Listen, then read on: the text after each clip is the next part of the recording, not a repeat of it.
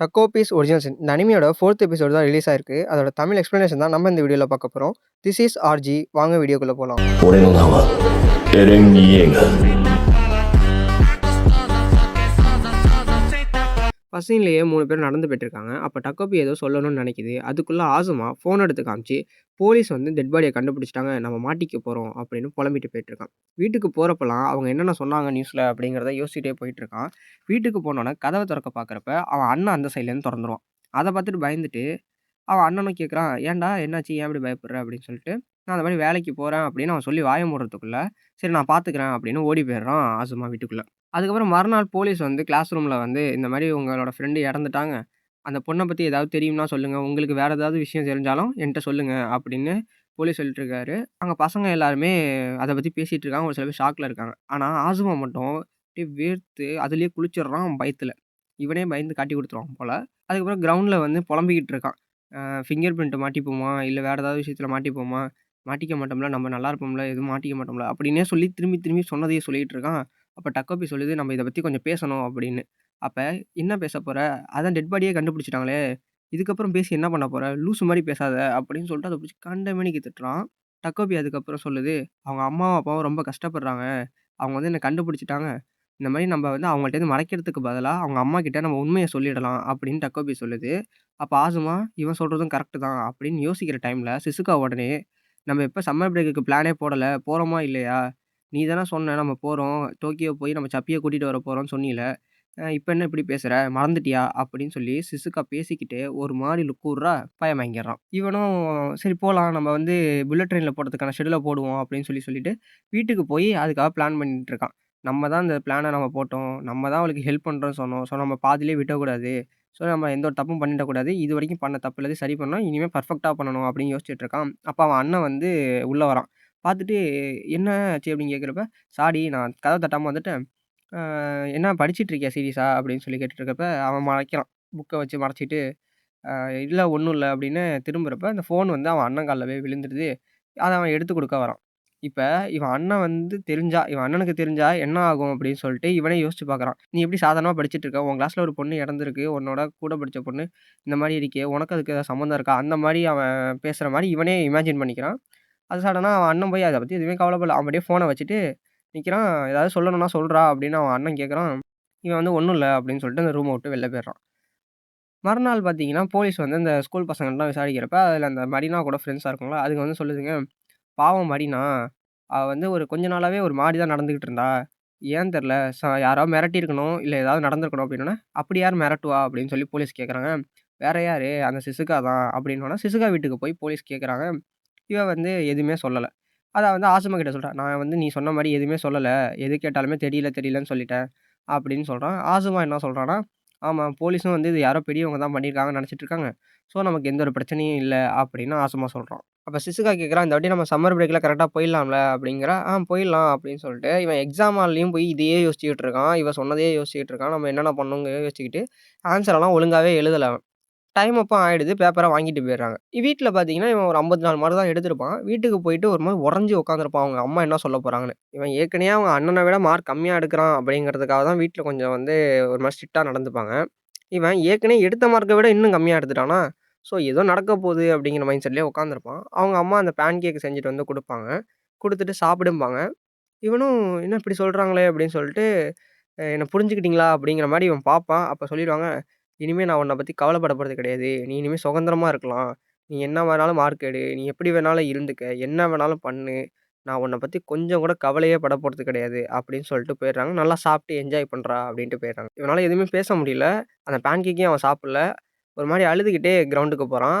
அங்க போனா சிசுகா வந்து, "நீ நல்லா தானே இருக்க. உனக்கு ஒண்ணும் ஆகலையே?" அப்படின்னு சொல்லி கேட்கிறா. "இல்ல ஒண்ணும் இல்ல." அப்படிங்கிறான். போலீஸ் கால் பண்ணாங்க. எனக்கு தெரிஞ்சு நான் மாட்டிப்பேன்னு நெனைக்கிறேன். அப்படி பார்த்தா சம்மர் பிரேக்ல நான் போய் சப்பிய பார்க்க முடியாது. அதான் நீ அப்படின்னு சொல்லி இழுக்குறா. அப்ப வந்து என்ன பண்ணணும்னு சொல்லு, என்ன பண்ணணும்னு சொல்லுன்னா ரொம்ப ஆர்வமா இருக்கான் பையன். அப்ப வந்து எனக்கு பதிலா நீ வந்து இந்த பழிய ஏத்துக்க அப்படின்னு சொல்லி சிசுகா சொல்றா. இவன் அப்படியே ஷாக் ஆயிறான். அப்பதான் ஃப்ளாஷ்பேக் காட்டுறாய்ங்க. இவன் அண்ணன் வந்து கேமே விளையாண்டுட்டு இருக்கான். இவன் வந்து இந்த மாரி கேம் விளையாண்டுட்டு இருந்தீன்னா உன்னால 100 மார்க் எடுக்க முடியாது அப்படின்னு சொல்லி கலாய்ச்சிட்டு இருக்கான். அவங்க அண்ணன் கேம் விளையாண்டாலும் எல்லா சப்ஜெக்ட்டையும் நல்லா படிச்சு 100 மார்க் எடுத்துடுறான். அத பார்த்துட்டு அவங்க அம்மா சொல்றாங்க, "நீயும் நல்லா போய் படிக்கணும். எலிமெண்டரி ஸ்கூல் போனதுக்கப்புறம்" அப்படிங்கிறாங்க. ஆசுமா எலிமெண்டரி ஸ்கூல் போனதுக்கப்புறம் பார்த்தீங்கன்னா, அவன் எடுக்கிற மார்க் எல்லாமே 95, 97 அந்த மாரி எடுக்குறான். அவங்க கிளாஸ்லாம் அவன் தான் டாப்பர். கிளாஸ்ல இருக்கிற பசங்கலாம், "நீ தான் மச்சான் பயங்கரமான ஆளு" அப்படின்லாம் பேசிட்டு இருக்காய்ங்க. ஆனா இங்க வீட்டுக்கு வந்ததுக்கப்புறம் பார்த்தீங்கன்னா, அவங்க அம்மா வந்து இந்த பேன் கேக் ஆசை காட்டி, திரும்பி மார்க் கம்மியா இருக்க, உன் அண்ணன் அளவுக்கு நீ இல்ல அப்படின்னு சொல்லி தூக்கி போட்டுறாங்க. ஸோ இது ரிப்பீட் மோடா நடந்துட்டு இருக்கு. இவனும் ஃபுல்லா எஃபோர்ட் போட்டு படிக்கிறான். ஆனா அவனால மார்க் ஸ்கோர் பண்ணவே முடியல. அவங்க அம்மாவ இம்ப்ரெஸ் பண்றதுக்கு எவ்வளவோ ட்ரை பண்றான், நடக்கல. ஒரு கட்டத்துக்கு மேல அவனுக்கு கண்ணுல ஏதோ பிரச்சனை வருது போல. அவங்க அம்மா வந்து கண்ணாடிலாம் வாங்கி குடுத்துர்றாங்க.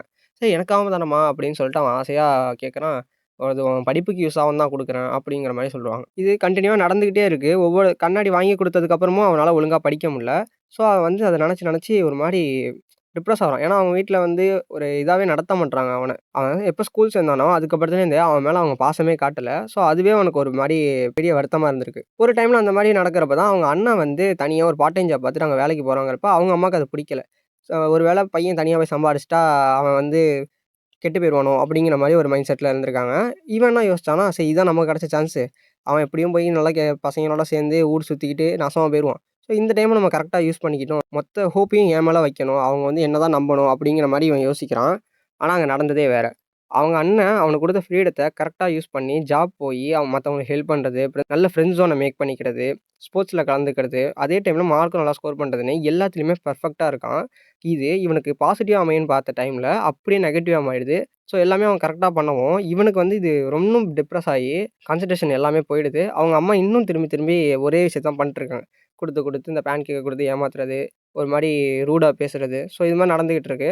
அப்பதான் இவன் வந்து அவங்க அம்மா மாரியே இருக்கிற ஒரு பொண்ண கிளாஸ்ல பார்க்குறான். அதுதான் நம்ம சிசுகா. சிசுகாவ பார்த்துட்டு அவகிட்ட பேசணும்னு ட்ரை பண்றான். எப்பலாம் பார்த்தீங்கன்னா, மரீனா வந்து சிசுகாவ அடிக்கிறப்பலாம் போயிட்டு, "நான் தான் பிரசிடென்ட் என்ட்ட சொல்லு. என்ன பிரச்சனைனாலும் சால்வ் பண்ணிடலாம்" அப்படிங்கிறான். "இல்ல, ஒண்ணும் இல்ல" அப்படின்ட்டு போயிடுறா. அதுக்கப்புறத்துலேருந்து பலமுறை அவள்ட்ட ட்ரை பண்ணியும், அது எதுவுமே நடக்காது. நம்ம கூட எனக்கு தெரிஞ்சு 3 எபிசோடோ, 2 எபிசோடோன்னு நெனைக்கிறேன். அதில கூட "உனக்கு ஏதாவது ஹெல்ப் வேணுமா?" அப்படின்னு சொல்லி கேட்கிறப்ப, இல்ல வேணான்ட்டு போயிருவாள. அப்ப வந்து கிளாஸ்ல வந்து அழுதுகிட்டு இருப்பான். ஏன் அப்படின்னா, சிசுகா கிட்ட பேச போறப்பலாம் அவ ஒவ்வொரு தடவையும் அவாய்ட் பண்ணிட்டே போயிட்டுருக்கா. இது திரும்பி திரும்பி திரும்பி திரும்பி நடந்துகிட்டே இருக்கு. ஸோ இத அவன் தாங்க முடியாம அழுதுட்டு இருப்பான். இந்த மாரி கொஞ்ச நாள் போனதுக்கப்புறம் மரினா இறந்துர்றாள. அன்னைக்கு பார்த்தீங்கன்னா, இவ வந்து கைய புடிச்சு கேட்கிறப்ப, இவனால எதுவும் சொல்ல முடியல. ஏன்னா, அவ ஒரு மாரி பாசமா மூஞ்ச ஒரு மாரி வச்சுக்கிட்டு கேட்கிறாளா அழகா. ஸோ இதில வந்து பயப்புள்ள மயங்கிடுறாப்ல. அதாவது இந்த ஸ்கூல் லைஃப்ல அன்மெச்சூர்டுல வரும்ல. ஸோ அந்த மாரி தான். இவங்களுக்கு 4வது படிக்கும்போதே வந்திருக்கு. வேற வழி இல்லாம அவளுக்காக ஹெல்ப் பண்ணணும் அப்படிங்கிற மைண்ட் செட்டுக்கு வந்துடுறான்ல. ஸோ அப்ப யோசிச்சு பார்க்குறான், அம்மா மாரி நான் நெறைய பேருக்கு ஹெல்ப் பண்ணணும்னு நெனச்சேன். அது தப்பா? இப்படி வந்து நான் மாட்டிக்கிட்டேன். நான் வந்து ஹெல்ப் பண்ணணும்னு நெனச்சேன். இப்ப என் கையில ரத்தக்கர பட்டுட்டு அப்படிங்கிற மாரிலாம் யோசிக்கிறான். அப்ப சிசுகா அவன் கைய புடிச்சு, "எனக்காக நீ இத கூட பண்ண மாட்டியா?" அப்படின்னு சொல்லி கேட்கிறா. அவன் வந்து, "நீ இந்த மாரி கேட்பேன்னு நெனச்சு கூட பார்க்கல" அப்படின்னு ஆசுமா சொல்றப்ப, இவ உடனே அவனுக்கு கன்னத்துல முத்தம் குடுத்துட்டு கட்டி பிடிக்கிறா. அப்ப அவனுக்கு என்ன ஃபீல் ஆகுது அப்படின்னா, அவங்க அம்மா அவன் சின்ன வயசுல இருந்தப்ப, ஸ்கூல் படிக்கிறதுக்கு முன்னாடி சின்ன வயசுல இருந்தப்ப, அவன கட்டி பிடிச்சிருப்பாங்க. ஸோ அந்த விஷயம் ஞாபகம் வருது. அதுக்கப்புறம் இப்ப தான் ஒருத்தவங்க கட்டி பிடிக்கிறாங்கன்னோனே, அவனால சரி ஓகே, எனக்காக ஆறுதல் சொல்றதுக்கு ஒருத்தி இருக்கா அப்படிங்கிற மைண்ட் செட்டுக்கு வந்துர்றான். அப்ப இவன் என்ன சொல்றான்னா, "நீ போயிட்டு வா. நீ போயிட்டு வர வரைக்கும் நான் வெயிட் பண்ணுவேன் உனக்காக. உனக்கு நான் இருக்கேன். அந்த டைம் பீரியட்குள்ள நான் எப்படியாவது சப்பிய கண்டுபிடிச்சுருவேன். கவலைப்படாத" அப்படின்னு சொல்லி சொல்றா. அவ வந்து இப்படி பேசின உடனே இவன் மனசு உருகி ஒத்துக்கிட்டு, அந்த எவிடன்ஸ எடுத்துட்டு வீட்டுக்கு போயிட்டு, அங்கேருந்து வெளில கிளம்பலான்னு ட்ரை பண்ணுவான். அப்ப அவங்க அண்ணன் பார்த்துட்டு, "எங்கடா போற? இத்தன மணிக்கு?" அப்படின்னு சொல்லி கேட்கிறப்ப, இவனும் "இல்ல, ஒண்ணும் இல்ல" அப்படிங்கிறான். அவன் அண்ணன் பக்கத்துல வரவும், இவனுக்கு வந்து திரும்பி அந்த தாட்குள்ள போயிர்றான். இந்த மாரி அம்மாவோட கிளினிக் போயிட்டு, என்னோட வருங்காலம் போயிட்டு, "நீ தான் கொன்னுப்புட்டியா?" அப்படின்னு சொல்லிட்டு பேசுவான் அப்படின்னு இவனே இமேஜின் பண்ணிக்கிறான். ஆனா அவங்க அண்ணன் பக்கத்துல வந்தோனே, "உனக்கு ஒண்ணும் பிரச்சனை இல்லல்ல? ஏதாவது இருந்துன்னா சொல்லு. நீ எது சொன்னாலும் கேட்க நான் ரெடியா இருக்கேன்." அப்படிங்கிற மாரி அண்ணன் சொல்றான். அதுக்கு இவன் சொல்றான், "இல்ல நீ எது சொன்னாலும் புரிஞ்சுக்க மாட்ட. உனக்கு எப்படி புரியும்? நீ நல்ல கிரேட் எடுக்குற. எல்லாமே உனக்கு பெர்ஃபெக்ட்டா இருக்க. ஸோ அதனால அம்மாக்கு உன்ன புடிச்சிருக்கு. என்ன புடிக்கல." அப்படிங்கிற மாரி அவனோட ஃபுல் வன்மத்தையும் கக்கிர்றான். "என் மேல யாருக்குமே நம்பிக்கை இல்ல. என்ன யாரும் புரிஞ்சுக்கவும் மாட்றீங்க. என்ன நம்புன ஒரே ஒரு ஆள் வந்து செசுகா தான்." அப்படின்னு சொல்லுவான். அப்ப வந்து, "இல்ல நீ இப்படி நெனச்சுக்காத. நான் இருக்கேன். நீ நீ என்ன சொல்லணும்னு நெனைக்கிறியோ அது எல்லாத்தையும் என்ட்டயே சொல்லு. நான் கேட்கிறேன்டா. உனக்காக நான் இருக்கேன். இதெல்லாம் பத்தி கவலைப்படாத. அது மட்டும் இல்ல அந்த பேன் கேக் ஒண்ணும் அவ்வளோ நல்லாலாம் இருக்காதுன்னோனே, "இல்ல பொய் சொல்லாத." அப்படிங்கிறான். "உண்மையா தான்டா. அவங்க மொத நாள் நைட்டு செஞ்சு வச்சத தூக்கி குடுப்பாங்கடா.